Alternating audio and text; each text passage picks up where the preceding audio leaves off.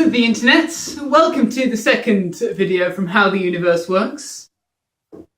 As you're all, I hope, philosophers with nothing useful to do, if you're not, you should be, I'm going to talk about the soul. And one philosopher who said another philosopher said some things about the soul was Plato. He said Socrates said, because Socrates, we only know what Socrates said from what other people said he said, because he never wrote anything.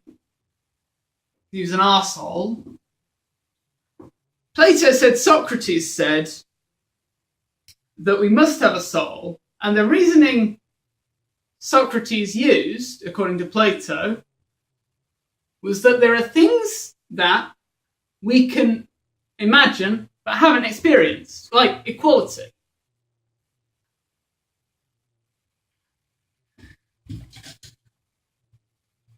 Take these two pencils.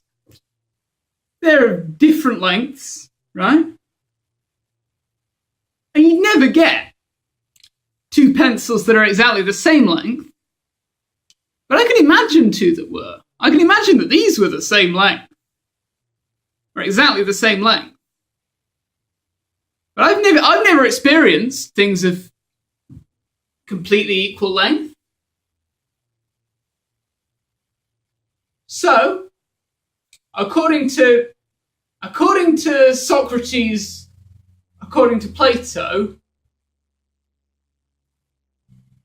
I must have experienced this idea of equality, as well as a lot of other ideas that I haven't experienced but can imagine, before I was born, in the realm of ideas where my soul lived,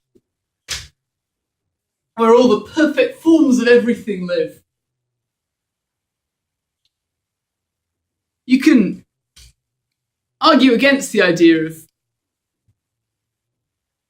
the argument based on equality by saying that I can imagine difference.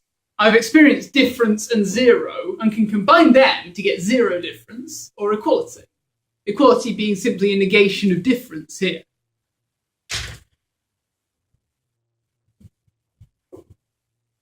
But Plato said Socrates said that before we were born, our souls lived in the realm of ideas or the realm of forms,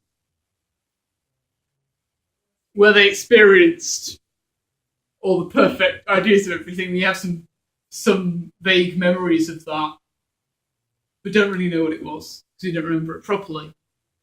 But that's bollocks and dangerously close to Scientology, so we better move swiftly on. So another philosopher who said we have a soul and had enormous eyes was René Descartes. His actual reason for saying that we had a soul is that the Bible says we have a soul, therefore we must have a soul. But from that, he reasoned backwards and got to an actual argument. He said that everything that there is might not actually exist. Our senses can be wrong about things. We can have like illusions or hallucinations or dreams, or everything might be a fiction created by an evil demon, or by giant robots who are using us to generate electricity, like in the Matrix. There might not be anything. But I don't know one thing. I can't think anything, true or not, unless I exist. I must exist because I'm thinking. Cogito ergo sum, Descartes said. I think, therefore I am.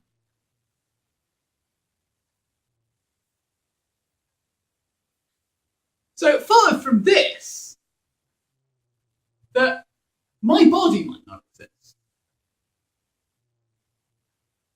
But I must still be capable of thinking. So my mind must be able to exist independently of my body. So I must have a soul that is immaterial, that is non-physical, but through some way that Descartes doesn't explain or even mention, can operate my body by interacting with physical things.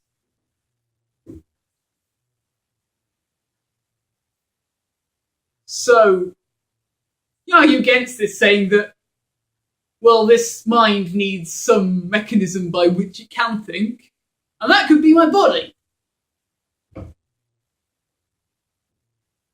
My mind might simply be the connections between things in my body, and then my body has to exist. So Descartes might well have been wrong. But a more sceptical philosopher about this was the 18th century Scottish philosopher. He was a terrible writer. His stuff he wrote is completely unreadable. David Hume. He thought that everything that we can know comes from experience. We have no innate knowledge. Therefore, our mind is simply a collection of our experiences, of our sense impressions, that are being stuck together and stretched and squashed and stuff to make new ideas that are compounds of them. What Descartes said about our soul.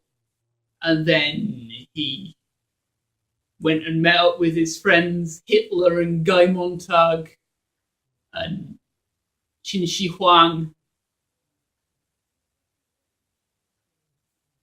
And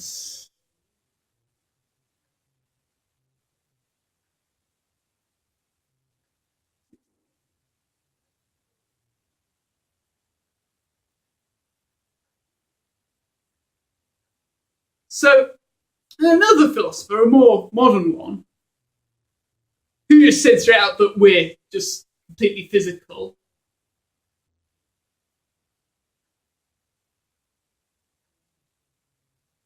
was Gilbert Ryle. And he says, I think he's still alive probably, that our mind is simply interactions between our neurons in our brain. And it's nothing more than that. It's simply physical and chemical processes. You call physicalism. He used the analogy of a foreigner trying to understand the game of cricket.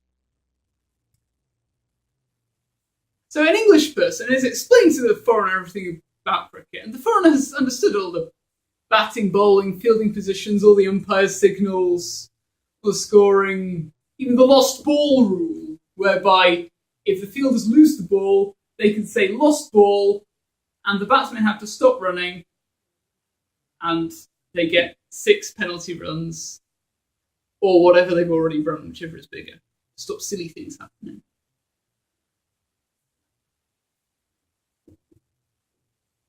So, foreigners understood all this.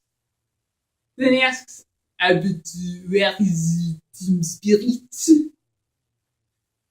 Which the English person responds, don't be silly, my old chum. The team spirit isn't an actual thing, it's just how we play. It's just being sporting towards each other. It's jolly spiffing, isn't it, old chap? And that's it. There's no. So it is with our soul. It's not some kind of ethereal substance. Something non-physical floating around somewhere. There's no ghost in the machine. It's simply physical and chemical processes.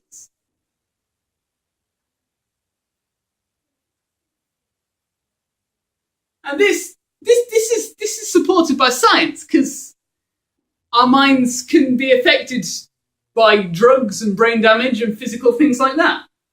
So there must be something physical in our mind. Brain scans show different parts of the brain are more active when thinking about different things. So processes in our brain must have something to do with our thoughts. So, Plato and Descartes were wrong, which is good, because if Plato was right, that would mean Scientology was slightly less bullshit, which would be terrible. That's all. Goodbye. Thank you.